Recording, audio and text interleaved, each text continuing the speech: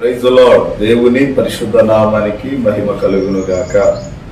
క్రీస్తునందు ప్రియులైన దేవుని బిడ్డలారా, యేసుక్రీస్తు పరిశుద్ధ నామంలో మీ అందరికీ హృదయపూర్వకమైన వందనాలు తెలియజేయుచున్నాను. బాగున్నారా? దేవుని దయలో ఆయన కృపలో వర్ధిల్లుతున్నారని విశ్వసిస్తున్నాం. ఏదైనా దేవుని వాక్యాన్ని ఈ శుభవేళ మనము కొద్ది నిమిషాలు ధ్యానం చేద్దాం. పరిశుద్ధ బైబిల్ గ్రంథంలో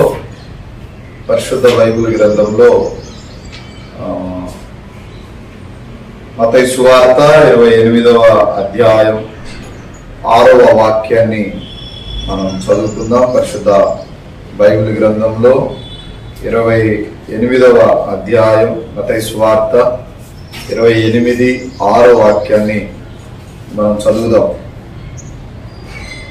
ఆయన ఇక్కడ లేడు, తాను చెప్పినట్టే ఆయన లేచి ఉన్నాడు. రండి, ప్రభు పండుకొనిన స్థలమును చూసి త్వరగా వెళ్ళి ఆయన మృతులలో నుండి లేచి ఉన్నాడని ఆయన శిష్యులకు తెలియజేయుడు. ఇదిగో ఆయన గలిలయలోనికి మీకు ముందుగా వెళ్ళుచున్నాడు, అక్కడ మీరు ఆయనను చూతురు. ఇదిగో మీతో చెప్పినని పిల్లల వాక్యము సెలవిస్తుంది. యేసుక్రీస్తు ప్రభుల వారు సమాధిని జయించారు. ఇక్కడ తెలియజేస్తున్న ఆయన ఇక్కడ లేడు. ఎక్కడున్నాడు? ఆయన లేచి ఉన్నాడు. తాను చెప్పినట్టే భూమి మీద యేసుక్రీస్తు ప్రభుల వారు తెలియజేశారు. 33.5 సంవత్సరాలు ఈ భూమి మీద ఆయన జీవించిన దినాలను మనం పరిశోధిస్తే 30 సంవత్సరాలు సువార్త ప్రకటించి 3.5 సంవత్సరాల్లో ఆయన బోధ చేశారు. ఆ రోజుల్లో ఆయన చెప్పేవాడు, ఇదిగో నేను చనిపోతాను మీ పాపాల కొరకై, మీ పాపముల కొరకై చనిపోయి నేను మరలా 3వ దినాన లేస్తాను, మృతులలో నుండి నేను లేపబడతాను అనే మాట ఇక్కడ నెరవేర్పయింది. వాక్యం సెలవిస్తుంది. మనం చూస్తే ఆయన ఇక్కడ లేడు, తాను చెప్పినట్టే ఆయన లేచి ఉన్నాడు. రండి, పండుకొని ఉన్న స్థలమును చూచి త్వరగా వెళ్ళి ఆయన మృతులలో నుండి లేచి ఉన్నాడని ఆయన శిష్యులతో తెలియజేసింది. ఇదిగో ఆయన గలిలయలోనికి మీకు ముందుగా వెళ్ళుచు, అక్కడ మీరు ఆయనను చూతురని మీతో చెప్పి తిననెను. కొరింథీయులకు రాసిన మొదటి పత్రిక 15వ అధ్యాయం 20వ వాక్యంలో ఒక మాట ఉంటుంది. కొరింథియన్స్ 15వ అధ్యాయం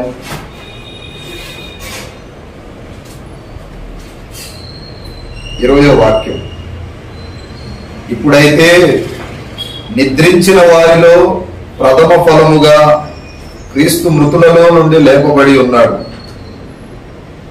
మనుషుని ద్వారా మరణము వచ్చెను గనుక మనుషుని ద్వారానే మృతుల పునరుద్ధానము కలిగెను. ఇప్పుడైతే నిద్రించిన వారిలో ప్రథమ ఫలముగా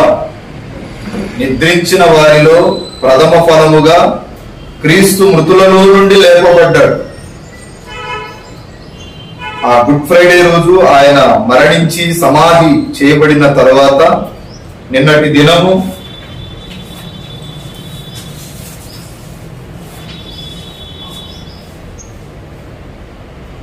మూడు రాత్రులు పగళ్ళు భూగర్భంలో ఆయన ఉండి ఇక్కడ తెలియజేస్తున్న మాట, ఇప్పుడైతే నిద్రించిన వారిలో ప్రథమ ఫలముగా క్రీస్తు మృతులలో నుండి లేపబడ్డాడు.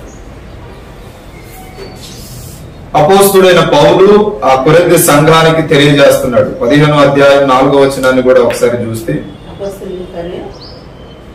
కొరింథీయులకు రాసిన మొదటి పత్రిక 15:4, లేఖనముల ప్రకారము క్రీస్తు 3వ దినమున లేపబడెను.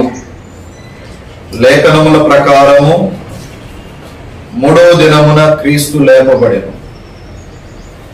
ధర్మశాస్త్రం ఏది బోధించిందో, లేఖనాలు ఏది సెలవిచ్చాయో ఆ లేఖనాల ప్రకారము క్రీస్తు 3వ దినమున లేపబడ్డాడు అన్న మాట నెరవేర్చబడింది.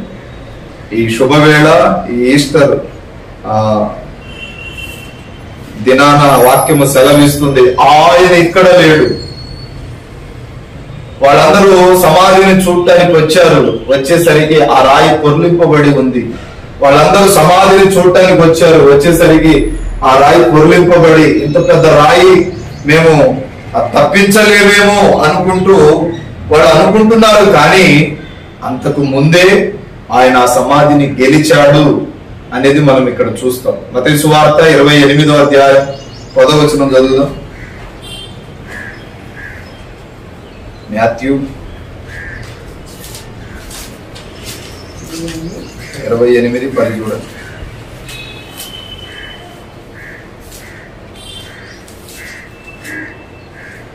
యేసు భయపడుకుడి, మీరు వెళ్ళి నా సహోదరులు గలిలయకు వెళ్ళవలెననియు వారు అక్కడ నన్ను చూస్తారని వారికి తెలుపుడను. వారు వెళ్ళుచుండగా కావలి వారిలో కొందరు పట్టణంలోనికి వచ్చి, ఒకసారి 28:1వ వచనం చదవండి. విశ్రాంతి దినము గడిచిపోయిన తరువాత, అక్కడ ఆగండి. ఇప్పుడు వాళ్ళకి విశ్రాంతి దినం ఎప్పుడు? శనివారం విశ్రాంతి దినము గడిచిన తర్వాత ఆదివారమున తెల్లవారుచుండగా మగ్దలేని మరియయు వేరొక మరియయు సమాధిని చూడవచ్చిరి. ఇదిగో ప్రభువు దూత పరలోకము నుండి దిగివచ్చి రాయిని పొర్లించి దాని మీద కూర్చుండెను. అప్పుడు మహాభూకంపము కలిగెను. ఆ దూత స్వరూపము మెరుపు వలె ఉండెను. అతని వస్త్రము హిమమంత తెల్లగా ఉంది. హిమం అంటే మంచు. హిమం అంటే ఆ హిమమంత తెల్లగా, మంచు కంటే ఇంకా తెల్లగా మెరుస్తుంది. అప్పటి వరకు మానవ శరీరాన్ని ధరించిన ప్రభువు, అప్పటి వరకు మానవుడుగా నరుడుగా భూమి మీద బ్రతుకుతూ మనిషి రూపంలో మానవ రూపాన్ని ధరించి ఈ భూమిని విడిచి మరణించాడు. ఎప్పుడైతే మరణ పునరుద్ధరణ జరిగిందో ఆయన మహిమ శరీరాన్ని ధరించాడు. అందుకే అంటాడు, ఆయన వస్త్రము, అతని వస్త్రము హిమము కంటే తెల్లదిగా మారింది, మంచు కంటే తెల్లదిగా మారింది. అతనికి భయపడుట వలన కావలి వారు వణికి చచ్చిన వారి వలె ఉన్నారు. ఎప్పుడైతే ఆ దూత వచ్చి ఆ రాయి మీద కూర్చొని ఆ బండను తొలగించిందో, అక్కడ నిద్రిస్తున్న కావలి వారు ఆ యొక్క బండ కదలి ఆ భూకంపమును చూసి వాళ్ళు భయపడి అక్కడికక్కడే చచ్చిన వారి వలె ఉండిరి అనే మాట మనం అక్కడ చూస్తాం. ఆ తర్వాత 5వ వచనం, దూత ఆ స్త్రీలను చూచి మీరు భయపడకుడి, సిలువ వేయబడిన యేసును మీరు వెతుకుచున్నారని నాకు తెలుసు, ఆయన ఇక్కడ లేడు. వీళ్ళు అందరూ ఎక్కడికి పోయి ఎదుగుతున్నారు? ఆయన సమాధిలో ఉన్నాడు. ఎందుకంటే లాజరు కూడా సమాధిలో ఉన్నాడు కదా. చాలా దినములైన తర్వాత యేసయ్య వచ్చి ఆయన లేపాడు కదా. మనం పోయి ఆ బండను దొర్లిద్దాం, ఈ సుగంధ ద్రవ్యాలు ఆయనకి రాద్దాం, రాస్తే ఆయన లేస్తాడు అనుకుంటున్నారు. కానీ ప్రభువు ప్రవచన వాక్కు నెరవేర్పు ప్రకారం ఏదైతే చెప్పాడో, 3వ దినాన నేను లేస్తాను, 3వ దినాన నేను లేచి ఇదిగో మీ దగ్గరికి మరలా వస్తాను అని చెప్పిన మాట వీళ్ళు మర్చిపోయారు. కానీ దేవుడు మాట్లాడిన మాట తూచా తప్పకుండా నెరవేర్చబడింది. ఎప్పుడైనా దేవుడు వాగ్దానం చేస్తే, దేవుడు ఏదైనా మాట మాట్లాడితే, ఏదైనా దేవుడు నీ జీవితంలో చెయ్యాలి అని పరితపిస్తే దాన్ని తూచా తప్పకుండా నెరవేరుస్తాడు. ఎందుకంటే మాట ఇచ్చి మరలా తప్పుటకు ఆయన నరుడు కాడు. కనుకనే ఇక్కడ అంటాడు కదా, ఆ దూతను చూసి వీళ్ళు భయపడుతున్నారు. భయపడుతూ అడుగుతున్నారు, మా యొక్క ప్రభువుని చూశానా అని అన్నప్పుడు వాళ్ళు అంటారు, ఇదిగో ఆయన ఇక్కడ లేడు, తాను చెప్పినట్టే ఈ స్థలమును విడిచి వెళ్ళిపోయాడు. ఆయన లేచాడు. నా రాజు నేడు లేచెను. లేచి ఉన్నాడు. రండి ప్రభు పండుకొని ఆ స్థలమును చూచి త్వరగా వెళ్ళి ఆయన మృతులలో నుండి లేచి ఉన్నాడని ఆయన దేని నుండి నిద్ర నుండి మేలుకోలేదు. ఆయన మృతులలో నుండి లేచి ఉన్నాడని ఆయన శిష్యులకు తెలియజేయుడి. ఇదిగో ఆయన గలిలియాలోనికి మీకు ముందుగా వెలుచున్నాడు, అక్కడ మీరు ఆయనను చూస్తారు. ఆయన గలిలియాలో మిమ్మల్ని అందరినీ గలిలియాలో కలుసుకుంటానన్నాడు. వీళ్ళందరినీ గలిలియాలో కలుస్తానని చెప్పాడు. వీళ్ళకంటే మీకంటే ముందుగా నేను గలిలియాకు వస్తాను, జరగబోయే అన్ని ముందుగానే వాళ్ళకు తెలియపరిచిన వాళ్ళు మాత్రం ఆ చెవి ఒగ్గని వారి వలె ఉండిపోయారు. అందుకే రోమపత్రిక 1వ అధ్యాయం 2వ వచనంలో ఇక్కడ ఒక మాట చూస్తే, రోమా 1వ అధ్యాయం 2వ వచనం, దేవుడే సువార్త నిమిత్తము ప్రత్యేకింపబడిన వాడై పౌలు రోమాలో ఉన్న దేవుని ప్రియులందరికీ అనగా పరిశుద్ధులుగా ఉండుటకు ఇవ్వబడిన వారందరికీ శుభమని చెప్పి రాయునది మన తండ్రి అయిన దేవుని నుండి ప్రభువైన యేసుక్రీస్తు నుండి సమాధానంలో మీకు కలుగును గాక. దేవుడు తన కుమారుడును మన ప్రభువైన యేసుక్రీస్తు విషయమైన ఆ సువార్తను పరిశుద్ధ లేఖనముల యందు తన ప్రవక్తల ద్వారా ముందు వాగ్దానము చేసెను. మొదటి ఏం చేస్తాడంటే మొదటి వాగ్దానం చేస్తాడు. చేసిన వాగ్దానము నెరవేరిపోవాలి. ఇప్పుడు మనకు సంవత్సరం ప్రారంభానికి ముందు వాగ్దానం చేస్తాడు. ఇప్పుడు ఈ వాగ్దానం నెరవేర్చబడుతుందా? కొంతమంది వాగ్దానమే తప్పు అంటారు, కానీ వాక్యము సెలవిస్తుంది, ఇదిగో మనకు ముందుగా వాగ్దానం చేస్తాడు. ఈ వాగ్దానము ప్రవక్తల ద్వారా ముందు వాగ్దానం చేసెను. యేసుక్రీస్తు శరీరమును బట్టి దావీదు సంతానముగాను మృతులలో నుండి పునరుద్ధానుడైనందున పరిశుద్ధమైన ఆత్మను బట్టి దేవుని కుమారునిగా మొదటి ఎట్టాగొచ్చాడు? శరీరాన్ని బట్టి దావీదు కుమారుడిగా వచ్చాడు. అయితే పునరుద్ధానం అయిన తర్వాత, మృతిని జయించిన తర్వాత ఇప్పుడు ఎట్లా వస్తున్నాడు? పరిశుద్ధమైన మహిమ ఆత్మను పొందుకొని, మహిమ శరీరాన్ని పొందుకొని ఆయన వస్తున్నాడు.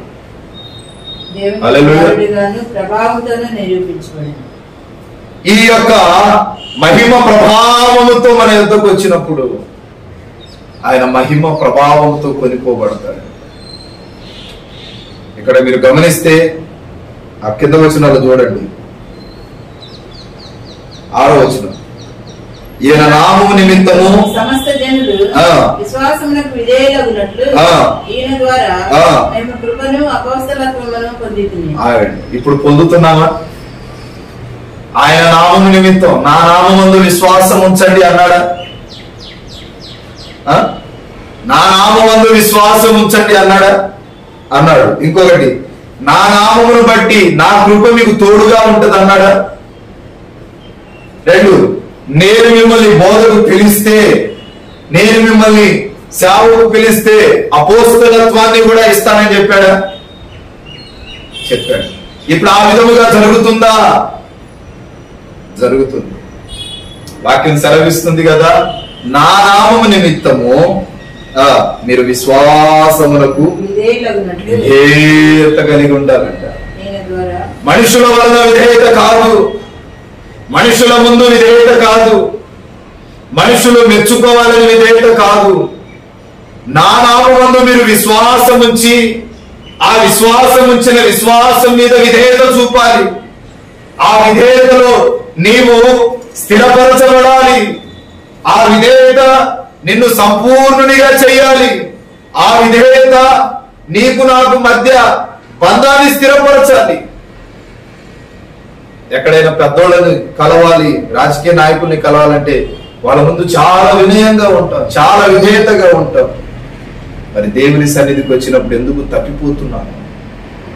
ఎందుకు తప్పిపోయే స్వభావంలో ఉండిపోతున్నాము? వాక్యం సెలవిస్తుంది, నా నామమందు మీరు విశ్వాసం ఉంచి ఆ విశ్వాసమునకు ప్రతిగా విధేయత చూపిన వారి వలె ఉండాలి. ఎప్పుడైతే విధేయత చూపిస్తావో ఆ విధేయతను బట్టి ఆయన కృపని కలుగుతుంది. ఆ విధేయతను బట్టి ఆయన కరుణ నీ మీదకి వస్తుంది.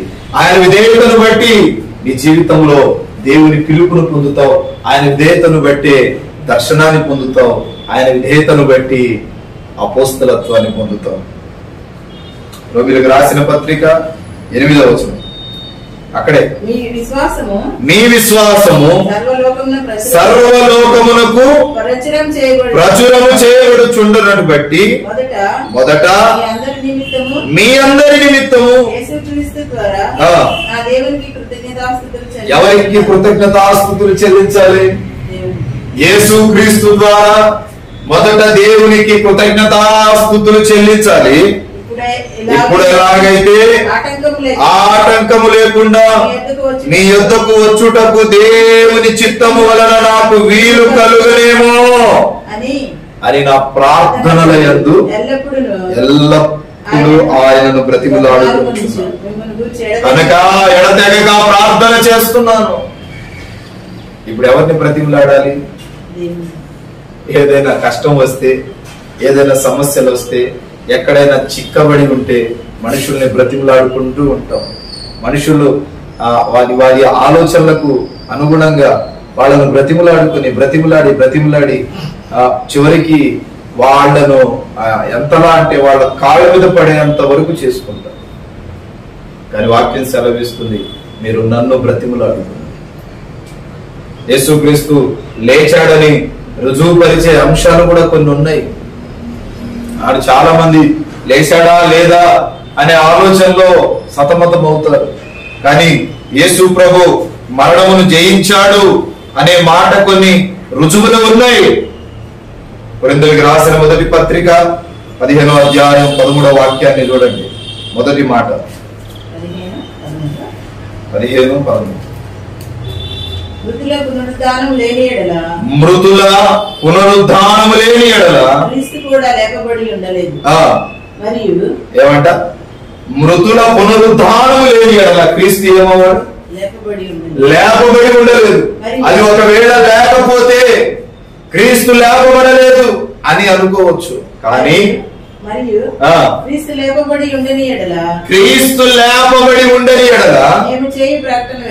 మేము చేయు ప్రకటనలన్నీ వ్యర్థమే. మీరు విశ్వసించే విశ్వాసాలు కూడా. ఇప్పుడు క్రీస్తు లేపబడ్డా లేదా? లేపబడ్డాడు. మనకు కూడా పునరుద్ధానం ఉన్నది అని తెలిపాడు. మనకు పునరుద్ధానం ఉంది. సమాధిలో నుండి మనము లేపబడాలి. మధ్యాకాశంలో ఆ ప్రభువుని కలుసుకోవాలి. విశ్వాసం ఉండాలి. విశ్వాసములో స్థిరపరచబడాలి. విశ్వాసములో నిలకడగా ఉండాలి. విశ్వాసములో బలంగా ఉండాలి. ఈ అధ్యాయంలో పౌలు గారు పునరుద్ధానం గురించే మాట్లాడతాడు. దేవుడు క్రీస్తును లేపెనని మేము సాక్ష్యము చెప్పి ఉన్నాంగా. ఏమంటున్నాడు? దేవుడు క్రీస్తును లేపెనని మేమే సాక్ష్యం చెప్తున్నాం. దేవుడు క్రీస్తును లేపని ఎడలా ఆ సాక్ష్యం ప్రచురము కాదే. 14వ అధ్యాయములో కొరింథీయులకు రాసిన మొదటి పత్రిక 14వ అధ్యాయం మొత్తం పరిశుద్ధాత్మ వరాలను గురించి మాట్లాడతాడండి. 13వ అధ్యాయం మొత్తం ప్రేమల గురించే మాట్లాడతాడు. 12వ అధ్యాయం మొత్తం పరిచర్యల గురించి మాట్లాడతాడు. 11వ అధ్యాయంలో ప్రభు శరీరాన్ని గురించి మాట్లాడతాడు. ఇంటికెళ్ళి ఈ 5 అధ్యాయాలు చదువుకోండి, ఇవే ఉంటాయి. 11వ అధ్యాయంలో 10వ అధ్యాయంలో ఇశ్రాయేలీలకు కలిగిన నీటి ఆహార కొరతల గురించి మాట్లాడతాడు 10వ అధ్యాయంలో. 11వ అధ్యాయంలో దేవుని బల్ల గురించి మాట్లాడతాడు, ప్రభు శరీరం గురించి. 12వ అధ్యాయంలో పరిచర్యల గురించి మాట్లాడతాడు. 13వ అధ్యాయంలో ప్రేమను గురించి మాట్లాడతాడు. ప్రేమ లేని వాడైతే వ్యర్థుడను అంటాడు. ప్రేమ లేని వాడనైతే దేవునికి విరోధిగా ఉన్నవాడిని అంటాడు. 14వ అధ్యాయంలో పరిశుద్ధాత్మ వరాలను గురించి మాట్లాడుతూ 15వ అధ్యాయానికి వచ్చేసరికి క్రీస్తు మరణ పునరుద్ధానాల గురించి మాట్లాడతాడు. ఇక్కడ మనకు తెలిపినది ఏమిటంటే ప్రతి మనిషికి మృతుల పునరుద్ధానం ఉన్నది అని తెలియజేస్తాడండి పౌలు. మరణిస్తాడు, తిరిగి లేస్తాడు అనే మాటలు ప్రతి మనిషి జీవితంలో ఉంటాయి అనే మాట ఇక్కడ మనం చూస్తాం. మనిషికి పునరుద్ధానపు నిరీక్షణను కలిగి ఉండాలని ఈ యొక్క వాక్యపు ఆలోచన. మానవుడు పునరుద్ధానం యొక్క నిరీక్షించాలి. ఒక పని చేయాలంటే కొంత వెయిట్ చేయాలి, కొంత సమయాన్ని కేటాయించి హెచ్చించి వెయిట్ చేయాలి. మరణ పునరుద్ధానాలు కూడా అటువంటిది. ఫిలిప్పీయులకు రాసిన పత్రిక 3వ అధ్యాయం 7వ వాక్యం. చేనిలోని పైరు చేతికి రాకున్నా, పొలములోనే రాలిపోయినా, సిరి సంపదలన్నీ దూరమైపోయినా, నేను చలించనులే నిశ్చలమైన రాజ్యము కొరకే, ఎల్లవేళలా నిన్నే ఆరాధింతునే. నిశ్చలమైన రాజ్యము కొరకే, ఎల్లవేళలా నిన్నే ఆరాధింతునే. గీతారాధనలో యేసయ్యా నీ కృప ఆధారమే, నా వేదనలలో జయించండి నీ కృపాదరణ. ఈ కృప నాలో వ్యర్థము కాలేదు, నీ కృపావాక్యమే చేదైన వేరు ఏదైనా నాలో మొలవాదివ్వలేదులే. నీ కృప నాలో అత్యున్నతమై, నీతో నన్ను అంటుకట్టెనే. నీ కృప నాలో అత్యున్నతమై, నీతో నన్ను అంటుకట్టెనే. నా గీతారాధనలో యేసయ్యా నీ కృప ఆధారమే. హల్లెలూయా. చదవండి. అయినను ఏవేవి నాకు లాభకరముగా ఉన్నవో వాటిని క్రీస్తు నిమిత్తము ఎట్లాగంట నష్టముగా ఎంచుకున్నాడంట. చాలు. మనము మరణంలో నుండి జీవములో దాటిపోబడాలి అంటే మనకు లాభకరమైనవి ఏవో అవి మనము దేవునికి నచ్చకపోతే వాటిని నష్టంగా ఎంచుకోవాలి.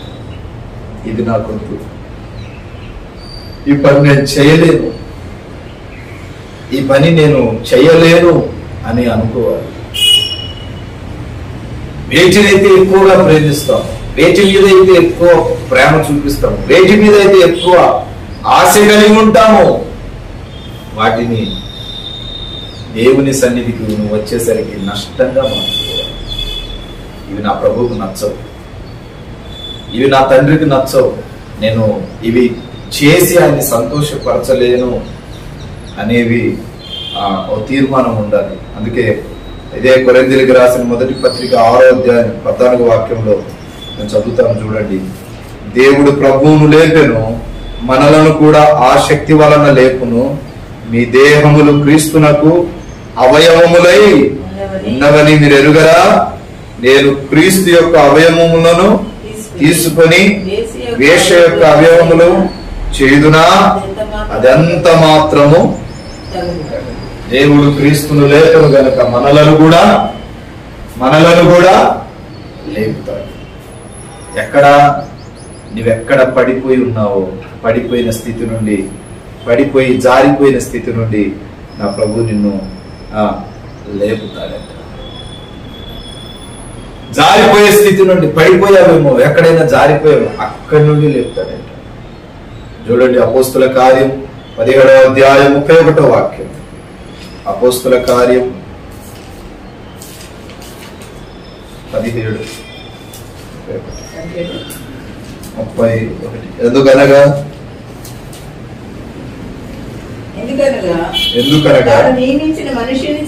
తాను నియమించిన మనుష్యుని చేత నీతిని అనుసరించి భూలోకమునకు తీర్పు తీర్చబోయేడి. ఎక్కడ తీర్పు తీరుస్తాడంట? భూలోకంలో ఎవరుంటారు? మానవులు, మనం ఉంటాం. తాను నియమించిన మనిషి, దేవుడు నియమించిన మనిషి చేతే నీతిని అనుసరించి భూలోకంలో తీర్పు తీర్చే ఒక దినం ఉంది. మృతులలో నుండి ఆయన లేపబడినందున దీని నమ్ముటకును అందరికి ఆధారమును కలగజేశాడు. ఇప్పుడు నమ్మకం కలగాలి, నమ్మకం కలగాలి, ఐడెంటిటీ కార్డు ఉండాలి. అంటే క్రీస్తులో నువ్వు నడిచే ఆ యొక్క మార్గాన్ని బట్టి, నీవు కాపాడుకునే పరిశుద్ధతను బట్టి అది ఆధారపడి ఉంటుంది. మృతులలో నుండి క్రీస్తు వలె నీవు లేపబడాలంటే ఇక్కడ రాసినట్టే నీవు కూడా అందరికి దీన్ని నమ్మాలా? దేన్ని? మృతులలో నుండి ప్రభువు లేపబడ్డాడని నమ్మాలి. మృతుల పునరుద్ధానం జరిగిందని నమ్మి వాటి మాట ప్రకారం అందరినీ ఆధారమును కలుగజేసి ఉన్నారు. తర్వాత చూడండి ప్రసంగి గ్రంథం 11వ అధ్యాయం 9వ వాక్యం. ప్రసంగి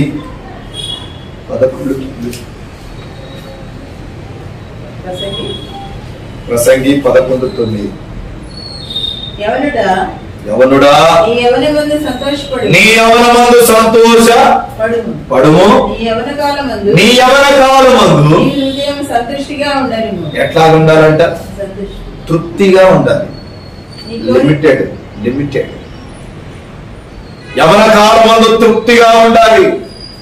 యవన కాలమందు ఇదిగో నీ మనసు నీ ఆధీనంలో లేకపోతే, యవన కాలమందు మనము కొన్నిసార్లు బరిదెగిస్తాం, చెప్పిన మాట వినకుండా ఏం చేస్తాం? అధిక ఓవర్ యాక్షన్ చేస్తాం. అందుకే అంటారు సంతృప్తిగా ఉంచుకో, యవన కాలమందు యవనేచ్ఛలను కాపాడుకో, నా సన్నిధిలో గడుపు, నా వాక్యపు నీడలో నీ జీవితాన్ని పెనవేసుకో.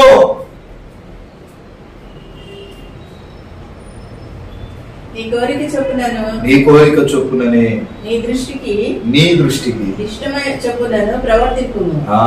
అయితే ప్రవర్తింపుము. అయితే వీటన్నిటిని బట్టి దేవుడు నిన్ను తీర్పులోకి తెచ్చిన ఇష్టానుసారంగా నువ్వు ఎంత విచ్చలవిడిగా ప్రవర్తించి తిరిగిన ఒక రోజు ఏముందంట? తీర్పు ఉంది. ఏముంది?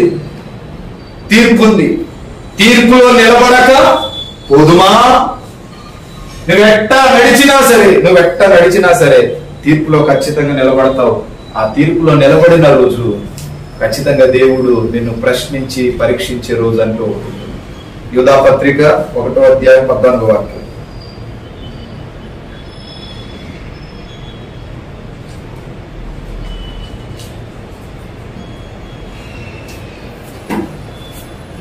యూదా పత్రిక 1వ అధ్యాయం ఉంటది. యూదా గ్రంథం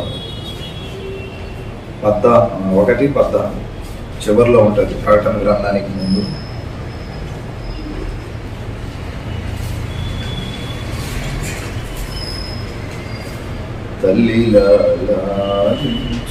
ఆదాము మొదలుకొని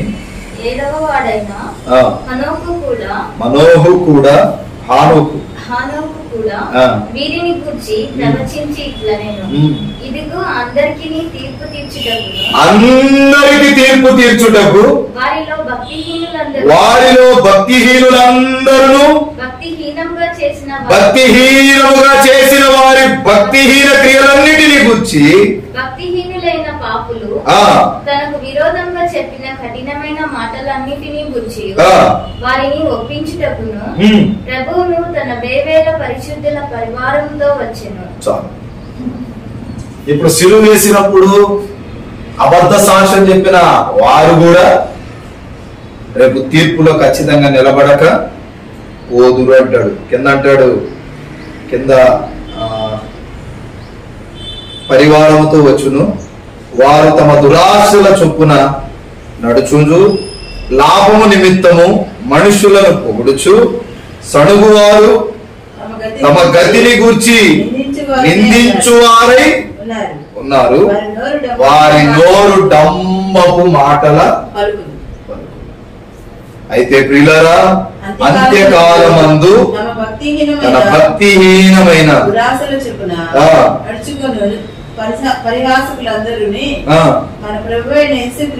అపోస్తలుల పూర్వమందు మీతో చెప్పిన మాటలను జ్ఞాపకం చేసుకునండి. మన పాపములను మనము ఒప్పుకోవాలి, విశ్వాసములో స్థిరపరచబడాలి, అవిశ్వాసాన్ని తొలగించుకోవాలి. ఎవరితో మాట్లాడాలన్నా జాగ్రత్తగా మాట్లాడాలి. మనము మరణములో నుండి జీవములో దాటింపబడ్డాము అన్న విషయాన్ని మర్చిపోకూడదు. ఎప్పుడైతే బాప్తిసం పొందుతావో క్రీస్తు యొక్క స్వారూప్యం నీలో ఉదయించాలి. ఎప్పుడైతే బాప్తిసం పొందుతావో క్రీస్తు ప్రేమ నీలో కనబడాలి. ఎప్పుడైతే బాప్తిసం పొందుతావో క్రీస్తు యొక్క ఆ గుణగణాలన్నీ నీలో కనిపించబడాలి. అప్పుడు లోకమే సెలవిస్తుంది, వీళ్ళు దేవుని పిల్లలు. పిల్లరా, ఈ ఈస్టర్ రోజున ఆయన ఇక్కడ లేడు, ఆయన లేచి ఉన్నాడు. ఆయన లేచి మన కొరకు స్థలమును సిద్ధపరచుటకు వెళ్ళాడు. ఆ స్థలములో మనము ముందులాగున ఆయన ఎంతో పని తప్పిస్తున్నాడు. 2025 సంవత్సరాల క్రితం యేసుక్రీస్తు ప్రభు నరవతారిక భూమి మీదకి వచ్చి మానవ పాపార్థమై సిలువను మోసి కొరడా దెబ్బలు తిని ముళ్ళ కిరీటముతో గుచ్చబడి 3 మేకుల మధ్య 7 గంటల సమయంలో మండుచున్న ఎండలో బగ్గున మండుతూ విలపిస్తూ ప్రలాపిస్తూ కేకలు వేస్తూ ఆయన తన ప్రాణాన్ని విడిచాడు. విడిచి ఇదిగో ఈ దినాన ఆయన పునరుద్ధానుడై లేచాడు. అందుకంటాడు, మరణపు ముళ్ళును విరిచినవాడు. కొన్నిసార్లు ముళ్ళు గుచ్చుకుంటే ఆ ముళ్ళుని ఏం చేస్తాం? సగంలోనే కొన్నిసార్లు తీయటం చేత కాబట్టి విరిచేస్తాం. కానీ ఆయన మరణమును ముళ్ళుగా మార్చిన ఆ మరణపు ముళ్ళునే జయించేశాడు. నీ కొరకే మరలా అని అంటాడు కదా, ఇక నేను ఇప్పటి వరకు మీకు తోడుగా ఉన్నాను, ఇక నుండి వేరొక ఆదరణ పురుషుని వేరొక ఆదరణకర్తను మీ దగ్గరికి పంపిస్తాను, మీకు తోడుగా పంపిస్తాను అంటాడు. గలిలియాలో ఆయన శిష్యులతో మాట్లాడుతూ ఉండగానే చూడండి, పైకెత్తబడిపోతూ ఉంటాడు, పరమునకు వెళ్ళిపోతూ ఉంటాడు. మహిమ శరీరాన్ని ధరించిన వాడి వలె ఆయన రూపం మారిపోతుంది. పిల్లరా, మొదటిది మనకు కూడా పునరుద్ధానం ఉన్నది అని తెలియపరచబడ్డది కొరింథీయుల పత్రికలో. రెండవది, మనము మరణములో నుండి జీవంలో దాటింపబడతాము అనేది కూడా ఇక్కడ నెరవేర్చబడింది. అపోస్తుల కార్యము 28వ అధ్యాయం 1వ వాక్యం.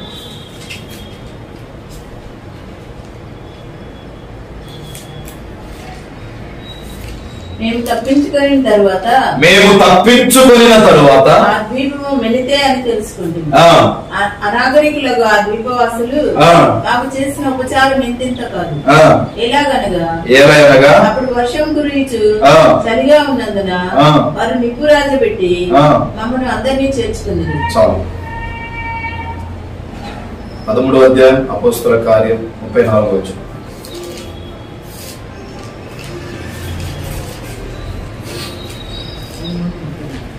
13:34.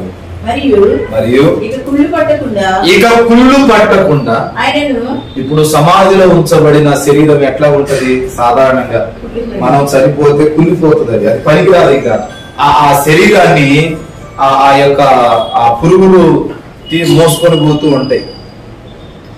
ఓన్లీ బోన్స్ మాత్రమే ఉంటది, అస్థిపంజరమే ఉంటది.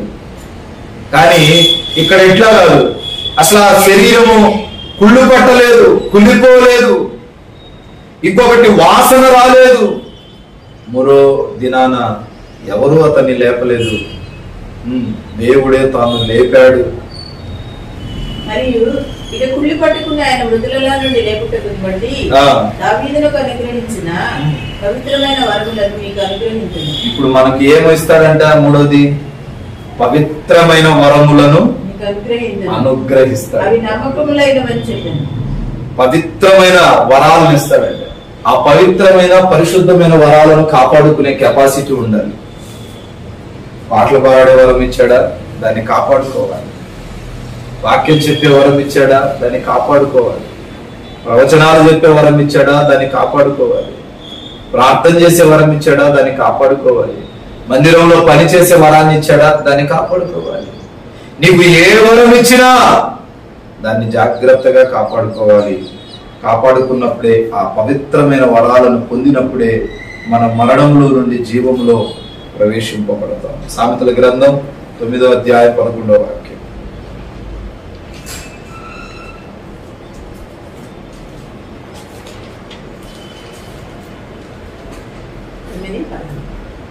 నీవు జీవించు నా వలన నీకు దీర్ఘాయువు కలుగును.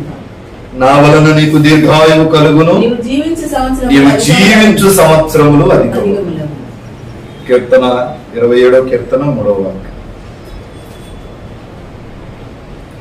నాతో యుద్ధము చేయుటకు దండు దిగినను నా హృదయము భయపడదు. నా మీదికి యుద్ధము రేగినను దీనిలో నేను ధైర్యము విడవకుందును. యెహోవా యొద్ద విచారణ దాన్ని నేను వెదకుచున్నాను.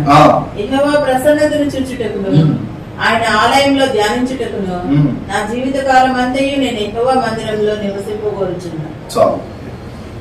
ఇప్పుడు మనం పవిత్రమైన వరాలను పొందినప్పుడంట దీర్ఘాయువును పొందుతాం. మన ఆయుష్ పొడిగించబడుతుంది. యెహోవా యొద్ద ఒక వరం అడిగింది. మరి అడిగామా? ఏనాడైనా నాకు ఈ వరం కావాలి, అది ఆయన అనుగ్రహించేంత వరకు కనిపెట్టింది. ఇచ్చేంత వరకు కనిపెట్టి ప్రార్థన చేస్తూనే ఉండాలి. 119వ కీర్తనలో ఇదే మాట అంటాడు. 119వ కీర్తన 56వ వాక్యం.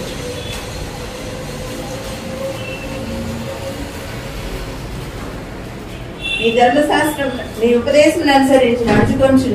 నీ ఉపదేశమును అనుసరించి నడుచుకొనుచున్నాను. ఇదే నాకు వరముగా దయచేయబడ్డది. యెహోవా నీవే నా భాగము. నీ వాక్యములను అనుసరించి నడుచుకొందునని నేను నిశ్చయించుకొని ఉన్నాను. 119:56. నీ ఉపదేశమును అనుసరించి నడుచుకొనుచున్నాను. ఇదే నాకు వరంగా దయచేయబడింది. ఉపదేశం అనేది ఎట్లా ధరించబడిందంట? వరముగా దయచేయబడింది.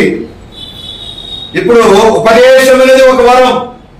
చెప్పలా. పాటలు పాడేది కూడా ఒక వరం, ప్రార్థన చేయటం వరం, దర్శనాలు చూసేది ఒక వరం, దర్శనాలకు అర్థాలు చెప్పేది ఒక వరం, కళలు చూసేది వరం, కళలకు అర్థాలు చెప్పేది ఒక వరం.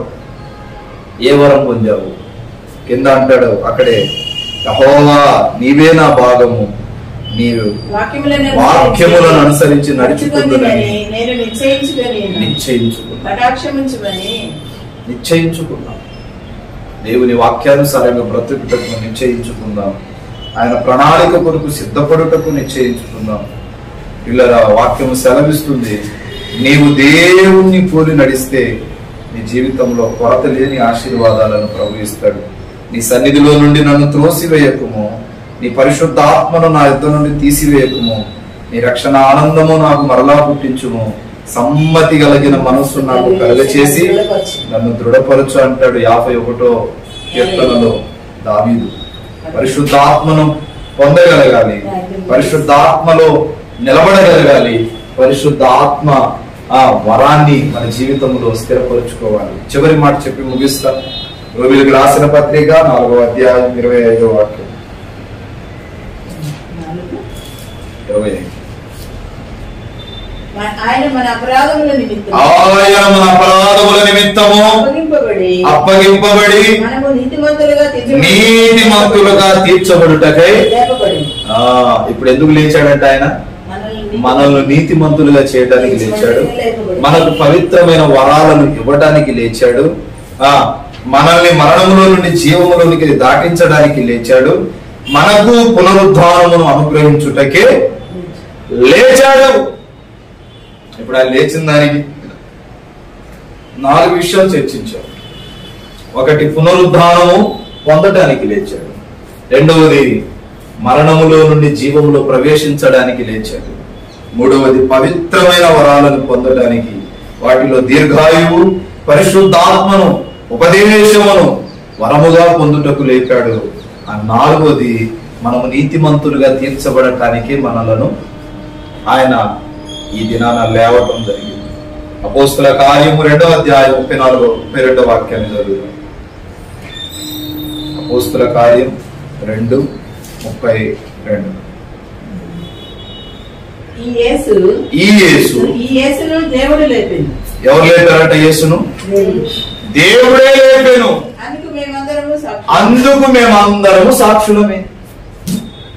మనుషులు ఎవరు లేపలేదు. మనుషులు లేపితే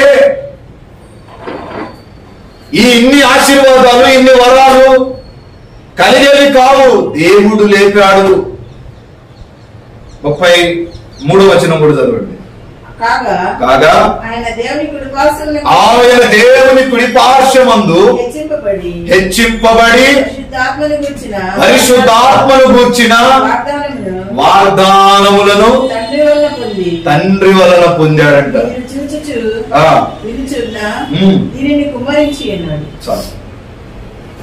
తండ్రి వలన వాగ్దానాలు పొందారు. తండ్రి వలన పొందిన వాగ్దానములను నెరవేర్చుకున్నాడు.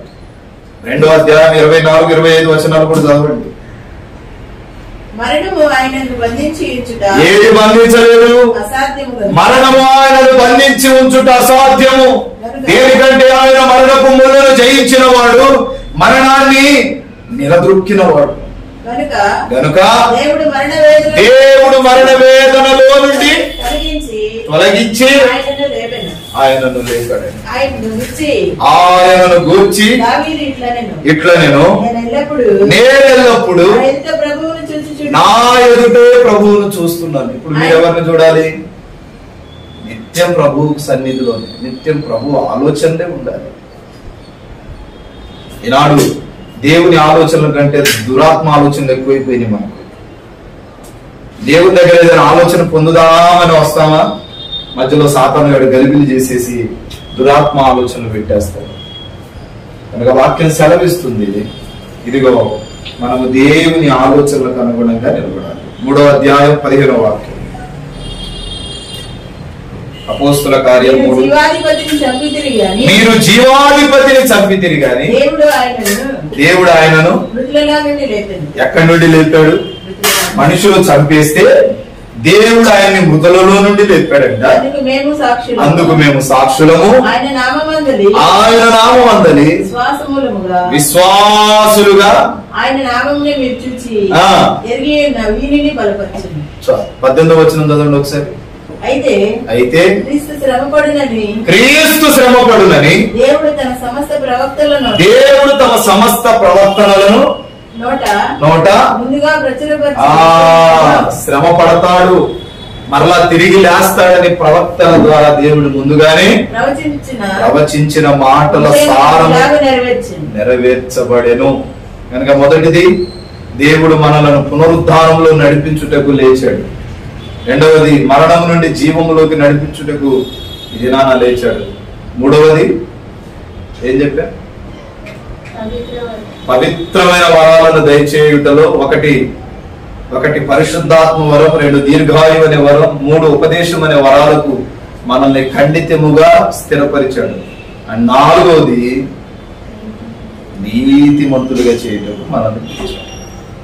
ఈ 4 మన జీవితంలో స్థిరపరచుటకు ఆయన మరణపు ముళ్ళును విరచి, మరణాన్ని గెలచి, సమాధి బండలను చెదగదొక్కి ఆయన పరిశుద్ధుడుగా అధిరోహించి ఆయన బయటకు వచ్చి, ఇదిగో నేడు రాజు నీ కొరకు లేపబడడం. హల్లెలూయా, హల్లెలూయా. దేవుడి కొద్ది మాటలు దీవించును.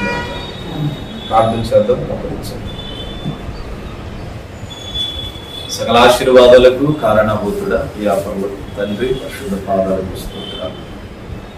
అదే కాలం ఈ మొదటి ఆరాధన బట్టి, ప్రభాత ఆరాధన బట్టి మీ సన్నిధిలో ప్రార్థిస్తున్నాను. క్రీస్తు ఆయన ఇక్కడ లేడు, ఆయన లేపబడ్డాడు. మృతులలో ఆయన ఎందుకు వెతుకుతున్నారు? ఆయన లేపబడి ఉన్నాడనే మాటలు మేము ధ్యానించాము.